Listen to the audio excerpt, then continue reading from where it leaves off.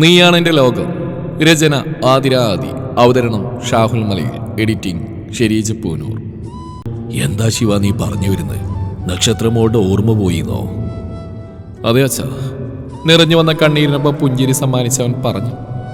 എല്ലാവരുടെ മുഖവും മങ്ങി. ശിവ, അതെങ്ങനെ ശരിയാവും?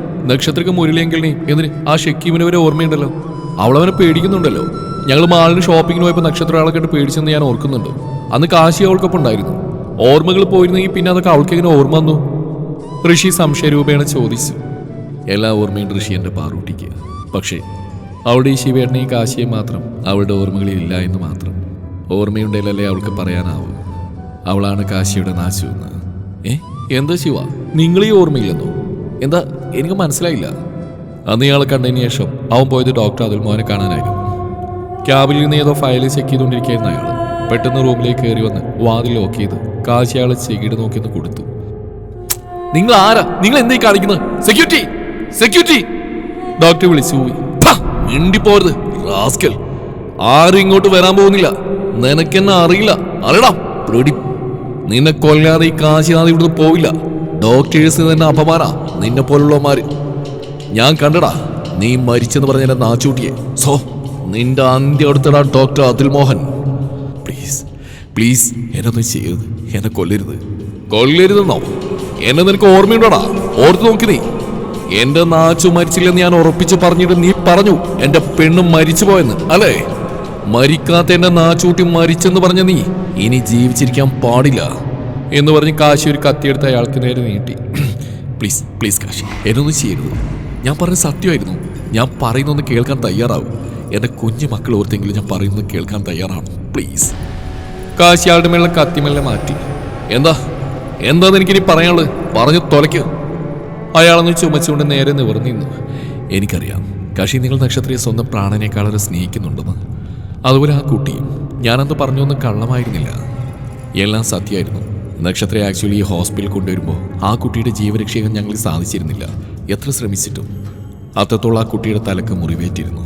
ഒരുപാട് ഉയരത്തിൽ നിന്ന് വീണുണ്ടാവും. തലക്ക് ആഴത്തിൽ തന്നെ പരിക്ക് പറ്റിയിരുന്നു. പക്ഷേ മെഡിക്കൽ ഫീൽഡിനെയും ഞങ്ങളെല്ലാ ഡോക്ടേഴ്സിനെയും പോലും ഞെട്ടിച്ചുകൊണ്ട് മരിച്ചു എന്ന് ഉറപ്പുവരുത്തി ഒരു നുള്ളു ശ്വാസം പോലും ഇല്ലാതിരുന്ന ആ കുട്ടി ഞങ്ങളെല്ലാവരെയും ഞെട്ടിച്ചുകൊണ്ട് മരണത്തെ തൊട്ടറിഞ്ഞ് തിരിച്ചു വന്നു. ഒരു മിറാക്കിൾ പോലെ, ദൈവത്തിൻ്റെ വരദാനം പോലെ. എന്താ പറയുക, നിങ്ങളുള്ള ആ കുട്ടിയുടെ പ്രണയം അത്രത്തോളം ആഴത്തിലായിരിക്കാം. അതാവും ഇയാൾക്ക് വേണ്ടി ആ കുട്ടി മരിച്ച് തിരിച്ചു വന്നത്. കാശിയുടെ കണ്ണുകൾ ഒരു നിമിഷം നിറഞ്ഞൊഴുകി. പക്ഷേ ഒരു പ്രോബ്ലം ഉണ്ടായി. ആ ആക്സിഡൻറ്റിൽ ആ കുട്ടിക്ക് തലക്ക് കാര്യമായ ക്ഷതയേറ്റതുകൊണ്ട് ആ ഒരു വർഷം നടന്ന എല്ലാ സംഭവങ്ങളും ആ കുട്ടി മറന്നുപോയി. ആ കുട്ടിയുടെ ഓർമ്മയിൽ നിന്ന് തന്നെ മാഞ്ഞുപോയി. ആക്സിഡൻറ്റ് എങ്ങനെ ഉണ്ടായി എന്ന് പോലും അവൾക്ക് ഓർമ്മയില്ലായിരുന്നു. ഓപ്പണായി പറഞ്ഞ കാശി, നിങ്ങളുടെ നാച്ചു നിങ്ങളെ മറന്നുപോയി എന്നർത്ഥം. What what doctor? അതെ കാശി, ഐ ആം സോറി. പക്ഷേ ഇതാണ് സത്യം. അവൻ അപ്പോൾ തന്നെ നിലത്തേക്ക് തറഞ്ഞിരുന്നു പോയി പൊട്ടിക്കരഞ്ഞു. നിങ്ങളതിനോട് ചോദിച്ചില്ലേ? അപ്പോൾ മുരളിയുടെ കൂടെ നിന്ന് ഞാൻ അവൾ മരിച്ചു എന്ന് കള്ളം പറഞ്ഞതിൻ്റെ കാരണം ഇതാ. മുരളിയുടെ നിർദ്ദേശപ്രകാരം ഞാൻ അങ്ങനെ പറഞ്ഞു. കാരണം നക്ഷത്രത്തിൽ തന്നെ ഓർക്കെ വീണ്ടും അവൾ തൻ്റെ ജീവിതത്തിലേക്ക് ഒരു നോവായി വരുന്നത് ശരിയില്ലെന്ന് അദ്ദേഹം പറഞ്ഞു. കാശി, നിങ്ങളിങ്ങനെ കരയാതെ. ഡോക്ടർ, എൻ്റെ നാച്ചുവിൻ്റെ ഓർമ്മ തിരികെ കൊണ്ടുവരാൻ എന്തെങ്കിലും വഴിയുണ്ട് ഡോക്ടർ? പ്ലീസ് ഡോക്ടർ, എനിക്കെൻ്റെ പെണ്ണിനെ വേണം. ഞാൻ ഡോക്ടറുടെ കാർ വേണേ പിടിക്കാം. സി മിസ്റ്റർ കാശി, നക്ഷത്രയ്ക്ക് ചിലപ്പോൾ ഓർമ്മകൾ തിരികെ വന്നേക്കാം. ഇന്നോ നാളെയോ, ചിലപ്പോൾ മാസങ്ങളാവാം, വർഷങ്ങളാവാം. അതുപോലെ ചിലപ്പോൾ വരാതെ ഇരിക്കാം. പക്ഷെ ഒരിക്കലും മറന്നുപോയ ആ പഴയ ഓർമ്മകൾ പറഞ്ഞ് ആ കുട്ടിയെ ഓർമ്മിക്കാൻ ശ്രമിക്കരുത്. അങ്ങനെ ശ്രമിച്ചാൽ നക്ഷത്രയുടെ ജീവന് തന്നെ ആപത്താവും. So please wait. ശിവ ഓർമ്മകളിൽ നിന്ന് തിരികെ വന്നു. പറ ശിവ, നീ എന്തോർത്ത് നിൽക്കുക? നിങ്ങൾ ഓർമ്മയില്ലെന്ന് പറയുന്നതിൻ്റെ അർത്ഥം എന്താ? ശിവ കണ്ണീർ തുടച്ചുകൊണ്ട് ചിരിച്ചുകൊണ്ട് പറഞ്ഞു. അതെ, അവളുടെ ജീവിതത്തിൽ അവൾ ഒരിക്കലും മറക്കരുതെന്ന് ആഗ്രഹിച്ച ആ ദിവസങ്ങൾ, ഞങ്ങളോടൊപ്പം കളിച്ചിരിച്ചേർന്ന ആ ദിനങ്ങൾ, തൻ്റെ ജീവനായി കണ്ട് സ്നേഹിച്ച കാശിയോടൊപ്പം മധുരം നിറഞ്ഞ ഓർമ്മകൾ സമ്മാനിച്ച ആ നിമിഷങ്ങൾ. ആ വർഷം എന്തൊക്കെ നടന്നോ അതെല്ലാം എൻ്റെ പാറൂട്ടിയെ മറന്നുപോയി. പൂർണ്ണമായി അവളുടെ ഓർമ്മകൾ പോയില്ല ഋഷി. പോയത് ആ ഒരു വർഷം മാത്രം. ഒരു വർഷം മാത്രം. ശിവയുടെ കണ്ണുകൾ നിറഞ്ഞു തുളുമ്പി. ശിവ കരഞ്ഞുപോയി. എല്ലാവരും ആ നിമിഷം ശിവ പറഞ്ഞ കാര്യം കേട്ട് ആ ഷോക്കിൽ നിന്ന് മുക്തരായില്ല. ശിവ പ്ലീസ് കരയാതെ. ഋഷി ശിവയെ ചേർത്ത് കെട്ടിപ്പിടിച്ചുകൊണ്ട് പറഞ്ഞു. ശിവ പ്ലീസ്, നീ തളരാതെ. ഓർമ്മയില്ലെങ്കിൽ എന്താടാ, നിന്റെ പാറൂട്ടി തിരികെ ഇപ്പം നിന്റെ അടുത്ത് തന്നെയല്ലേ? പിന്നെ എന്താടാ ശിവ? ശിവ കണ്ണീര് തുടച്ചുകൊണ്ട് കയ്യിലെ ഇമോജി നോക്കി ചിരിച്ചുകൊണ്ട് ഋഷിയോട് പറഞ്ഞു. ശേഖർ പതിയെ മുരളിക്കരിയിലേക്ക് നടന്നു. മുരളി, എടോ നമ്മുടെ മക്കളല്ലേടോ, അവരിനി പിരിക്കണം. എൻ്റെ കാശിമോ തൻ്റെ മോളെ പൊന്നുപോലെ നോക്കിയിടോ, അതെനിക്ക് ഉറപ്പുണ്ട്. കാരണം തൻ്റെ മോളെൻ്റെ മോനുവിൻ്റെ ജീവിതത്തിൽ നിന്ന് പോയതിന് ശേഷം അവൻ എത്രത്തോളം ഒരുക്കി ജീവിക്കായിരുന്നെന്ന് ഞാൻ കണ്ടതാടോ. ഋഷിയെപ്പോലെ തന്നെ കാശിയും തനിക്ക് കണ്ടുകൂടെ? കുറച്ച് ദേഷ്യം അവന് കൂടുതലാണെങ്കിലും തൻ്റെ മോളെന്ന ജീവന അവന്. എവിടെയും തല ഉയർത്തി പിടിച്ച് നിൽക്കുന്നവനാ. വേദന വന്നാൽ പോലും മനസ്സ് കല്ലാക്കി നിൽക്കുന്നവൻ. ആരും അവൻ്റെ കണ്ണീര് കാണുന്നേ അവന് ഇഷ്ടമില്ലായിരുന്നു. എന്നിട്ടും എൻ്റെ മോൻ ഒത്തിരി കരഞ്ഞ് നീറി നീറി ജീവിച്ചു. അതെല്ലാം ഒരു പെൺകുട്ടിക്ക് വേണ്ടിയായിരുന്നു. ഋഷിയെപ്പോലും ഒരിക്കലും അല്ല കാശി. പിന്നെ ബിസിനസ് ഫീൽഡായതുകൊണ്ട് ശത്രുക്കളുണ്ടാവും. പക്ഷെ തൻ്റെ മോൾക്കൊരു പോറിൽ പോലും ഏൽക്കാതെ അവൻ നോക്കിയിടോ. ഋഷിയായിട്ടുള്ള യുവാത്തിന് തനിക്കൊരു പ്രോബ്ലം ഇല്ലായിരുന്നെങ്കിൽ കാശിയായിട്ട് എന്താ പ്രശ്നം? എൻ്റെ കാശി തൻ്റെ മോൾ ഉള്ളം കയ്യിൽ കൊണ്ട് നടക്കിടോ, പൊന്നുപോലെ. ഞങ്ങൾക്ക് തന്നൂടെടോ തൻ്റെ മോളെ. എല്ലാം മറന്ന് എൻ്റെ മോനുൻ്റെ പെണ്ണായിട്ട്. ഇനി എൻ്റെ കുഞ്ഞ് കണ്ണീര് കുടിക്കുന്ന കാണാൻ കഴിയൂലടാ. ഞങ്ങൾക്കെല്ലാവർക്കും നക്ഷത്രമോൾ എത്രത്തോളം ഇഷ്ടമാണെന്ന് തന്നോട് പറഞ്ഞു തരേണ്ടതില്ലല്ലോ. എന്നിട്ടും തനിക്ക് പറ്റില്ല അച്ഛാ. എൻ്റെ മക്കളുടെ പേരിൽ ഞാൻ തന്നോട് ക്ഷമ ചോദിക്കുവാടോ. തരുമോ തൻ്റെ മോളെ എൻ്റെ കാശിക്ക് വേണ്ടി, വൃന്ദാവനത്തിലെ മൂത്ത മരുമകളായിട്ട്? ഏയ്, എന്താടോ ശേഖർ താനിങ്ങനെ? ഇയാളിനോട് ക്ഷമ ചോദിക്കുകയോ? ഒരിക്കലും വേണ്ടടോ. ഞാനല്ലേ തന്നോട് ചോദിക്കേണ്ടത്. മകളോടുള്ള സ്നേഹം കൂടുതൽ കാരണം എൻ്റെ കണ്ണിൽ അന്ധത നിറഞ്ഞുപോയി. എൻ്റെ കുഞ്ഞിൻ്റെ സന്തോഷം അത് കാശിയാണെന്ന് അറിഞ്ഞിട്ടുകൂടി ഞാൻ അവൾ അവനിൽ നിന്ന് അകറ്റി. എന്നോട് ക്ഷമിക്കണോ? പിന്നെ എൻ്റെ വാവയുടെ ഓർമ്മ കൂടെ ആക്സിഡൻറ്റിൽ പോയപ്പോൾ എൻ്റെ വാവ കാരണം തൻ്റെ മോന് വീണ്ടും ഒരു ആപത്ത് വരാണ്ടിരിക്കാൻ കൂടിയാ ഞാൻ അങ്ങനെയൊക്കെ ചെയ്ത്. പക്ഷേ തൻ്റെ മോൻ എൻ്റെ മോള് പോയതിനു ശേഷം ഉരുകിയായിരുന്നു അറിഞ്ഞില്ലടോ. എത്ര തന്നെ ഞാൻ അവരെ അകറ്റി നിർത്തിയാലും അവരെ പിരിക്കാൻ ദൈവം പോലും സമ്മതിക്കില്ലെന്ന് എനിക്ക് മനസ്സിലായി. ഈ മുരളിയോട് ക്ഷമിക്കുക. എനിക്ക് എൻ്റെ മോളെ തൻ്റെ മോന് തരാൻ ഒരു കുഴപ്പമില്ല. ഞാൻ തയ്യാറാണോ? എന്നോട് ക്ഷമിക്കുക നിങ്ങളെല്ലാവരും. അയാൾ കൈകൂപ്പി പറഞ്ഞു. മുരളിയുടെ വാക്കുകൾ കേട്ട് എല്ലാവരിലും സന്തോഷം പടർന്നു. ഒരാളിൽ ഒഴികെ ശേഖർ മുരളിയെ കെട്ടിപ്പിടിച്ചു. ശിവ മോനെ, മോനെ എന്നോട് ക്ഷമിക്കണം. എൻ്റെ മോളെ മോൻ സ്വന്തം പെങ്ങളായി കണ്ട് ഇത്രയധികം സ്നേഹിക്കുന്ന കാര്യം അച്ഛൻ അറിഞ്ഞില്ല. എല്ലാം ക്ഷമിച്ച് മോനീ പാപിയായ അച്ഛന് മാപ്പ് തരണം. അവൻ അയാൾക്ക് നേരെ മുഖം തിരിച്ച് നിന്നപ്പോൾ ശേഖർ ശിവക്കരിയിൽ വന്ന് നിന്നു. ശിവ, മുരളി അങ്കിളിനോട് ക്ഷമിക്കണ. സ്വന്തം മകളെ സ്നേഹിക്കുന്ന ഏതൊരു അച്ഛനും അങ്ങനെയൊക്കെ ചെയ്യൂ. അതുകൊണ്ടല്ലേ മുരളി ഇങ്ങനെയൊക്കെ ചെയ്ത്. തെറ്റ് ചെയ്യുന്നവർ ആ തെറ്റ് മനസ്സിലാക്കി മാപ്പ് ചോദിക്കുമ്പോൾ ക്ഷമിക്കുകയല്ലേ ശിവ വേണ്ടത്. ക്ഷമിക്കുക, നിന്റെ അച്ഛനെ ഓർത്തെങ്കിലും പ്ലീസ്. അവൻ മുരളിക്ക് നേരെ പുഞ്ചിരി സമ്മാനിച്ചു. സാറില്ലെങ്കിൽ എനിക്കൊരു ദേഷ്യമില്ല, ഇറ്റ്സ് ഓക്കെ എന്ന് പറഞ്ഞാൽ മുരളിയെ കെട്ടിപ്പിടിച്ചു. അപ്പോൾ എല്ലാവരുടെയും മുഖം പ്രസന്നമായി. അവൻ അവരാരും കാണാതെ പതിയെ അയാളുടെ കാതുവരം വാചേർന്ന് ശബ്ദം കുറച്ച് പറഞ്ഞു. സത്യം നിങ്ങൾ പറഞ്ഞു മുരളിയെങ്കിൽ, എന്നാൽ യഥാർത്ഥ സത്യം എന്താണെന്ന് ഈ ശിവരാഗിനറിയാം. എല്ലാം എല്ലാവരുമായി അറിയുന്ന ദിനത്തിനായി നിങ്ങൾ കാത്തിരുന്നു. അന്ന് നിങ്ങളെ വെറുതെ വിടില്ലേ ശിവ? അന്ന്. മുരളി ശിവയെ ഒരു ഞെട്ടിലോടെ നോക്കി. മുരളിയെ നോക്കി അവൻ പുച്ഛിച്ച് പുഞ്ചിരിച്ചു. അല്ല ശിവ, ആ ഷെക്കിയും മരിച്ചിട്ടില്ലല്ലോ. അത് നിങ്ങൾ ഷോപ്പിംഗ് മാളിൽ പോയപ്പോൾ നക്ഷത്രം അവൻ തന്നെയാണ് കണ്ടെന്ന് തോന്നുന്നു. അതിനകത്ത് ആ ഷെക്കിയും ജീവിച്ചിരിപ്പണമെന്നല്ലേ? അപ്പൊ നക്ഷത്രയുടെയും കാശിയുടെയും ജീവൻ വീണ്ടും ആപത്തിലല്ലേ? അതിനുത്തരമായി ശിവ എല്ലാവരെയും നോക്കി മീശ പിരിച്ചുകൊണ്ടൊരു ചിരി സമ്മാനിച്ച് പറഞ്ഞു. അതെ, അവൻ മരിച്ചിട്ടില്ല. പക്ഷേ ഇനി ഷെക്കീം എന്നൊരു അധ്യായം പാറുവിന്റെയും കാശിയുടെയും ജീവിതത്തിൽ ഒരു കരിനിഴലായി ഉണ്ടാവുകയില്ല. എന്ന് വെച്ചാ എന്താ ശിവ നീ ഉദ്ദേശിക്കുന്നത്? ശേഖർ സംശയരൂപേണ ചോദിച്ചു. അവനൊരിക്കൽ കൂടി അവരെ നോക്കി പുഞ്ചിരിച്ചുകൊണ്ട് പറഞ്ഞു. അതേസമയം ഐസിയുനുള്ളിൽ കയറിയ കാശി തലയിലും കയ്യിലും നെറ്റിയിലൊക്കെ ഉണ്ടായ മുറിവുകൾ കെട്ടിവെച്ച് കണ്ണുകൾ അടച്ചു കിടക്കാൻ തന്നെ നാസുവിൻ്റെ അടുത്തേക്ക് പതിയെ നടന്നു. അവൻ്റെ ആ കരിനീലമിഴികൾ നിറയുകയായിരുന്നു. അവൾക്കരികിലേക്ക് നടന്നെടുക്കുമ്പോൾ അവൻ്റെ ഓർമ്മകളിലേക്ക് തന്നെ നാച്ചുവിനോടൊപ്പം ഉണ്ടായിരുന്ന പല സന്തോഷ നിമിഷങ്ങൾ നിറഞ്ഞ സന്ദർഭങ്ങൾ മിന്നിമറഞ്ഞ് വന്നുകൊണ്ടേയിരുന്നു. അച്ഛാ, അമ്മേ, ഋഷികുഞ്ഞ, നിങ്ങളെല്ലാവരോട് ചോദിച്ചിരുന്നില്ലേ ഡൽഹിയിൽ നിന്ന് പെട്ടെന്ന് ഇങ്ങോട്ടൊരു മുന്നറിയിപ്പോലില്ല വന്നെന്ന്? ഒന്ന് പറയുകയും ചെയ്തില്ലല്ലോ എന്നൊക്കെ. ഞാൻ വന്ന ആക്ച്വലി നിങ്ങൾക്ക് എല്ലാവർക്കും സർപ്രൈസ് തരാനല്ലായിരുന്നു. ഞാനിവിടെ വന്നതിൻ്റെ പ്രധാന ഉദ്ദേശം തന്നെ ആ ഷക്കീം ഇബ്രാഹിമിനെ കണ്ടെത്തി അറസ്റ്റ് ചെയ്യുന്ന ഒരൊറ്റ ലക്ഷ്യത്തോടെയായിരുന്നു.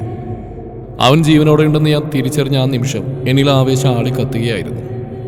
എൻ്റെ പെങ്ങളെ എന്നിൽ നിന്ന് അകറ്റിയ എൻ്റെ കാശിയെ കൊല്ലാതെ കൊന്ന അവനെ ഈ കൈകൊണ്ട് തീർക്കാനൊന്ന് ജീവിച്ചിരുന്നെങ്കിലെന്ന് ഞാൻ ആത്മാർത്ഥമായി ആഗ്രഹിച്ചിരുന്നു. കാരണം എൻ്റെ കൈകൊണ്ട് അവൻ എനിക്കൊന്നും ചെയ്യാൻ പറ്റില്ലല്ലോ എന്നൊരു വേദന ഉള്ളിൽ കിടക്കുകയായിരുന്നു. അപ്പോഴാ എന്നിലെ സന്തോഷം കൂട്ടത്തക്ക വിധത്തിൽ IG വിശ്വനാഥ് സാറ് അവൻ ജീവിച്ചിരിപ്പുണ്ടെന്ന് എന്നോട് പറഞ്ഞത്. അപ്പോൾ എനിക്കുണ്ടായ സന്തോഷം അത് വേറെ തന്നെയായിരുന്നു. പക്ഷേ വൃന്ദാവനത്തിൽ വന്നപ്പോൾ എൻ്റെ കണ്ണുകളെപ്പോലും ഞെട്ടിച്ചുകൊണ്ട് എൻ്റെ പാറൂട്ടിനെ ഞാൻ എൻ്റെ കൺമുമ്പിൽ കണ്ടപ്പോൾ എന്താ ചെയ്യേണ്ടത് പോലും അറിയില്ലായിരുന്നു. ഋഷിയാണ് അവളെ വിവാഹം ചെയ്യാൻ പോകുന്നത് കൂടെ അറിഞ്ഞ നിമിഷം എനിക്ക് കാശിയോട് നല്ല ദേഷ്യം വന്നിരുന്നു. അതുപോലെ പാറുവിനെ കണ്ട കാര്യം കാശിനോട് പറഞ്ഞതുമില്ലായിരുന്നു. പക്ഷേ പാറുവിൻ്റെ ഓർമ്മകൾ നഷ്ടമായി എന്നറിഞ്ഞപ്പോൾ തകർന്നു പോയി ഞാൻ. പിന്നീട് അങ്ങോട്ട് ആ പുന്നാരമോൻ ഷെക്കിമിനെ പിടികൂടുക എന്ന ലക്ഷ്യം മാത്രമായിരുന്നു എൻ്റെ മനസ്സിൽ. അവസാനം അവനെനിക്ക് കണ്ടുകിട്ടി. പക്ഷെ അപ്പോഴേക്ക് ഒരുപാട് വൈകിപ്പോയിരുന്നു. 2 കൈയും 2 കാലും ഒടിഞ്ഞ് മരവിച്ച നിലയിൽ, തലക്ക് കാര്യമായ ക്ഷതം പറ്റി സമനില തെറ്റിയ നിലയിൽ ആദിത്യ മെന്റൽ ഹോസ്പിറ്റലിലെ 4 ചുമരുകൾക്കിടയിൽ നിറയാതെ അനുഭവിക്കുന്ന ഷക്കീം അബ്രഹാം ജീവിച്ചിരിക്കുന്നതിനേക്കാൾ കൂടുതൽ അവനിന്ന് ആഗ്രഹിക്കുന്ന മരിച്ചുപോയിരുന്നെങ്കിൽ എന്നാണ്. പക്ഷേ മരണം അത്ര പെട്ടെന്നൊന്നും അവനെ പുൽകില്ല. പുൽകാൻ ഞാൻ സമ്മതിക്കുകയില്ല. കാരണം എത്രത്തോളം എൻ്റെ പാറൂട്ടിയും കാശിയും അനുഭവിച്ചോ അതിൻ്റെ 10 മടങ്ങ് അവൻ അനുഭവിക്കുന്നത് എനിക്കെൻ്റെ പാറൂട്ടിനെ കാണിക്കണം. ഇനി അവൻ ആരോഗ്യം തിരിച്ചെടുത്ത് വീണ്ടും വന്നാലും അവൻ്റെ മരണം അവൻ തന്നെ ഇരന്നു വാങ്ങും. അത് പറയുമ്പോൾ ശിവയുടെ കണ്ണിൽ കത്തിച്ചൊലിക്കുന്ന പകയും വിജയം കരസ്ഥമാക്കിയ പുഞ്ചിരിയും ഒരു പുച്ഛവും നിറഞ്ഞിരുന്നു. എല്ലാവരുടെയും മുഖത്ത് അപ്പോഴാണ് ആശ്വാസം പ്രകടമായത്. എന്നാൽ ശിവണ്ണിയുടെ പുറകിൽ അവനെ തന്നെ കണ്ണിമ ചിമ്മാതെ നോക്കി നിൽക്കുന്ന അച്ചുവിൽ അവൻ്റെ കണ്ണുകൾ ഉടക്കി. എന്താണ് ആ നോട്ടത്തിൻ്റെ അർത്ഥം? ആരാധനയോ അതോ ഒരിക്കലും അല്ല. ഇരുമിഴികളും കൂട്ടിമുട്ടിയിരുന്നു. പെട്ടെന്ന് അവയെ പിൻവലിച്ച് അവൻ മുന്നോട്ട് നടന്നുപോയി. അച്ചു അവൻ്റെ പിന്നാലെ പോയി. കുറച്ചു നേരത്തിന് ശേഷം, എന്നാലും അമ്മാച്ച എനിക്ക് വിശ്വസിക്കാൻ പറ്റുന്നില്ല, നക്ഷത്രയായിരുന്നു നാച്ചു എടുത്തിന്ന്. അതിനേക്കാൾ ടേസ്റ്റ് നമ്മുടെ ഗുണ്ടൂസ് ഈ സിറ്റിയിൽ തന്നെ പോലീസ് കമ്മീഷണറായി വന്നു എന്ന് അറിഞ്ഞപ്പോഴാണ്. ആ വെടക്ക് ഗുണ്ടൂസ് ഏട്ടൻ്റെ കൂടെ ബിസിനസ് ചെയ്യായിരിക്കുന്ന ചിന്തിച്ചാൽ നമ്മൾ വണ്ടന്മാരായി. എല്ലാം ഒന്ന് സെറ്റാവട്ടെ, എന്നിട്ട് വേണം പോലീസിനെ മണ്ടക്കിനേക്ക് കൊട്ടാൻ. എന്നാലും ശിവ പറഞ്ഞപ്പോഴാണ് ശരിക്കും പറഞ്ഞാൽ എത്രത്തോളം ഏട്ടനും ഏട്ടത്തെയും പ്രണയിച്ചിരുന്നെന്ന് മനസ്സിലായത്. എങ്ങനെയും നക്ഷത്രയുടെ ഓർമ്മകൾ തിരികെ കിട്ടിയിരുന്നെങ്കിൽ. വണ്ടി ഇടിച്ചപ്പോൾ നഷ്ടമായ ഓർമ്മകൾ തിരികെ കിട്ടുന്നു, പ്രണയം പൂവണിയുന്നു. അതുപോലെ ഇപ്പോഴും കിട്ടിയിരുന്നെങ്കിൽ കൊള്ളായിരുന്നു. ഋഷിയുടെ സംസാരം കേട്ട് എല്ലാവരും അവനൊന്ന് കടുപ്പിച്ച് നോക്കി. പെട്ടെന്ന് മുഖത്ത് പുഞ്ചിരിയും ഇടുന്നു. അല്ലമ്മ, എനിക്കൊരു സംശയം. വേണ്ട, അവിടെ നിർത്തിക്കോ. എന്തേലും കുരുത്തക്കേടും പൊട്ടത്തരും മാത്രം നിന്റെ വായിൽ സംശയമായിട്ട് വരും. കോളേജിലെ സാറാണെന്ന് പറഞ്ഞിട്ട് എന്താ കാര്യം? കോളേജിൽ മാത്രം പെർഫെക്റ്റ്, വീട്ടിലാണെങ്കിൽ ട്യൂബ്ലൈറ്റ്. അതുകൊണ്ട് വാ അടച്ചു വെച്ചോ. സുഭദ്ര ശാസന രൂപേണ പറഞ്ഞു. അത് കേട്ട് ഋഷി ചുണ്ടുപിളത്തി സുഭദ്രയെ നോക്കി. ശിവണ്ണിയാണെങ്കിൽ അത് കണ്ട് ചിരി കടിച്ചു പിടിച്ച് നിന്നു. അത് കണ്ട് ഋഷി അവിടെ തലക്കൊരു കിഴി. അല്ലമ്മേ, ശരിക്കും ഞാൻ സീരിയസ് ആയി, പ്രോമിസ്. അല്ലെങ്കിൽ ശിവണ്ണിയോട് ചോദിച്ചു. അല്ല ശിവ, കല്യാണമൊക്കെ അല്ലേ, അതുകൊണ്ട് ഞാൻ ഭയങ്കര പക്വതയായി. ഒന്ന് കേൾക്ക് പ്ലീസ് അമ്മ. നിന്റെ ഒരു പക്വത ഒന്ന് പോയേ കുഞ്ഞാ. നീ കാര്യം പറ, എന്തായാലും അത് കേട്ടിട്ട് പറയാം. അതില്ലേ അമ്മ, നമ്മളെ ഏട്ടനായിട്ടുള്ള വിവാഹം ഉറപ്പിച്ചു. പക്ഷെ നാച്ചുവരുത്തി സമ്മതിക്കോ കല്യാണത്തിന്? കാരണം നാച്ചുവരുത്തിക്ക് പഴയ ഓർമ്മകളില്ലാത്ത സ്ഥിതിക്ക് ഏട്ടനെ ഇഷ്ടപ്പെടുവോ? ഋഷിയുടെ ചോദ്യത്തിൽ എല്ലാവരും ഒന്ന് അമ്പരന്ന് പരസ്പരം നോക്കി. ഋഷി പറഞ്ഞാൽ കാര്യമുണ്ടെന്ന് അവർക്ക് തോന്നി. നേരാ, കുഞ്ഞാൻ പറഞ്ഞാലും കാര്യമുണ്ട് ശേഖരേട്ട. ആച്ചിമോൾക്കൊന്നും ഓർമ്മയില്ലല്ലോ. അപ്പോൾ മോനായിട്ടുള്ള വിവാഹത്തിന് മോള് സമ്മതിക്കുമോ? ഓർമ്മയില്ലാതിരുന്ന സമയത്തല്ലേ മോള് മോനുവിനെ സ്നേഹിച്ച്. അതൊക്കെ മോള് മറന്നുപോയില്ലേ? അപ്പം എങ്ങനെയാ? ഉറപ്പായും സമ്മതിക്കും ആൻറ്റി. പെട്ടെന്നായിരുന്നു അച്ചുവിൻ്റെ ശബ്ദമുയർന്ന്. എല്ലാവരും ശിവയോടൊപ്പം നടന്നു വരുന്ന അച്ചുവിനെ നോക്കി. അതെന്താ അച്ചുമോള് നീ അങ്ങനെ പറഞ്ഞു? നിനക്കെങ്ങനെ അത്ര വിശ്വാസം നക്ഷത്രമോള് സമ്മതിക്കുമെന്ന്? വിശ്വാസം ഉണ്ട് ആൻറ്റി, കാരണം നക്ഷയ്ക്ക് കാശിയേട്ടന് അത്രയ്ക്ക് ഇഷ്ടമായതുകൊണ്ട്. എല്ലാവരും ആ നിമിഷം ഒരുപോലെ ഞെട്ടി. എന്താ അച്ചുമോളെ നീ പറഞ്ഞേ? നക്ഷത്രക്ക് കാശി ഇഷ്ടമായിരുന്നോ? ശേഖർ വിസ്മയത്തോടെ ചോദിച്ചു. ശിവ അപ്പോൾ തന്നെ അച്ചുവിൻ്റെ കൈക്കിട്ട് ആഞ്ഞു നുള്ളി. അയ്യോ അമ്മേ! എന്തു പറ്റി അച്ചു? ഒന്നും അറിയാത്ത പോലെ ശിവ ചോദിച്ചു. അതൊരു ഉറുമ്പ് കടിച്ചതാ. നോക്കിയും കൊണ്ട് സംസാരിച്ചില്ലെങ്കിൽ ചിലപ്പോൾ ഉറുമ്പ് ഇനിയും കടിക്കും. So careful. ശിവയുടെ സംസാരം കേട്ട് ബാക്കിയുള്ളവർക്കൊന്നും മനസ്സിലായില്ല. എന്നാൽ കാര്യം ഷുവറാ. അച്ചുവിന് കാര്യം ക്ലിക്ക് കേട്ടോ. അല്ല, അച്ചുമോള് പറഞ്ഞല്ലോ നക്ഷത്രക്ക് കാശിമോൻ ഇഷ്ടമാണെന്ന്. അത് ശരിയാണോ? അത് അങ്ങിൾ അവൾക്ക് ഓർമ്മയില്ലായിരുന്നിട്ട് കൂടി അവൾക്ക് വീണ്ടും കണ്ടപ്പോൾ തൊട്ട് ജീവനാന്ന് എനിക്ക് തോന്നണേ. ഈ ആക്സിഡന്റ് പോലും അതിനുള്ള തെളിവാ. പിന്നെ ഋഷി സാറിൻ്റെ കൂടെയുള്ള വിവാഹത്തിന് സമ്മതിച്ചെങ്കിൽ ആ മുടങ്ങിയപ്പോൾ കാശി ചേട്ടനായിട്ട് തീരുമാനിച്ചപ്പോൾ നക്ഷത്ര സമ്മതക്കുറവൊന്നും പറഞ്ഞില്ലല്ലോ. അങ്ങനെ പറഞ്ഞതാ. ഓ അങ്ങനെ. പിന്നെ സമ്മതിച്ചില്ലെങ്കിൽ ഞങ്ങൾ സമ്മതിപ്പിക്കും അല്ലേ അച്ചു? ശിവ അവളെ നോക്കി ചിരിച്ചുകൊണ്ട് പറഞ്ഞു. അല്ലാതെ പിന്നെ? അച്ചു ശിവയെ നോക്കി ഒരു കണ്ണടച്ച് കാട്ടി. ഇവർക്കിത് എന്ത് പറ്റി? പെട്ടെന്ന് കീരിയും പാമ്പ് ഒന്നുചേർന്നോ? ശിവണ്യ സംശയത്തോടെ ചോദിച്ചു. ശിവയും അച്ചുവും പരസ്പരം മുഖത്തോട് മുഖം നോക്കി കുറച്ച് മുന്നേ നടന്ന കാര്യങ്ങൾ ഓർത്തു. ശിവ പോയപ്പോൾ അച്ചുവും പിന്നാലെ പോയി. അവൻ ആരെയോ കോൾ ചെയ്ത് ദേഷ്യത്തോടെ ഫോൺ വെക്കുന്നതാണ് അച്ചു കണ്ടത്. അവൾ പതിയെ അവൻ്റെ പിന്നിൽ ചെന്ന് വിളിച്ച്. ശിവ. എന്താ? അത് പിന്നെ ഞാൻ. എന്താ ഈ അക്ഷരമാല ചൊല്ലാനാണോ ഇങ്ങോട്ട് വന്ന്? എന്തെങ്കിലും പറയേണ്ടി വാ തുറന്നു പറ. എനിക്ക് പോയിട്ട് വേറെ ജോലിയുള്ളതാ. ഒന്നുമില്ല, ഞാൻ പോവാ, സോറി. അവൾ പേടിച്ച് പോവാൻ തുടങ്ങിയതും അവൻ അവളുടെ കയ്യിൽ കയറി പിടിച്ചു. അവൾ പേടിയോടെ തിരിഞ്ഞു നോക്കി. തന്നെ നോക്കി പുഞ്ചിരിക്കുന്ന ശിവയെ അവൾ അത്ഭുതത്തോടെ നോക്കി. എന്തേ പേടിച്ചു പോയോ? അന്ന് എന്നെ കരണത്ത് പൊട്ടിച്ചപ്പോൾ പേടിയൊന്നുമില്ലായിരുന്നല്ലോ. ഇപ്പൊ എവിടുന്ന് വന്നു ഈ പേടിയൊക്കെ? അത് എനിക്കറിയില്ലായിരുന്നു. അന്ന് നിങ്ങൾ പോലീസാണെന്ന് അറിഞ്ഞിരുന്നെങ്കിൽ ഞാൻ സോറി. അന്ന് ചെയ്ത തെറ്റാ. അന്ന് പബ്ലിക്കിന്റെ മുമ്പിൽ വെച്ചൊരു ബോയിയുടെ കരണത്തടിച്ചു. എന്നോട് ക്ഷമിക്കണം. അവൾ തല താഴ്ത്തി പറഞ്ഞു. അവനിൽ നിന്നൊരു പ്രതികരണം വരാതായപ്പോൾ അവൾ മെല്ലെ തലയുയർത്തി നോക്കി. കൈ രണ്ടും കെട്ടി ഒരു കൈ കൊണ്ട് താടി തടവി മീശ പിരിച്ച് തന്നെ നോക്കി നിൽക്കുന്ന ശിവയെ അച്ചു കണ്ണുമച്ചിമാ നോക്കി നിന്നു. എന്താ ഇങ്ങനെ നോക്കുന്ന ഇയാള്? സോറി സാർ, എന്നോട് ക്ഷമിക്കില്ലേ? അച്ചു പേടിയോടെ ദയനീയമായി ചോദിച്ചു. അതിന് മറുപടി അവനിൽ നിന്നൊരു പൊട്ടിച്ചിരിയായിരുന്നു. എന്റെ പൊന്നച്ചു, ഇയാൾ ഇത്രയും ഉണ്ടായിരുന്നുള്ളൂ. ഞാനോർത്ത് ഇയാൾ ജാൻസി റാണി പോലെ നല്ല ധൈര്യമുള്ള ആളായിരിക്കുന്നു. ഇതിപ്പോ അയ്യേ മ്ലേച്ഛം കേട്ടോ.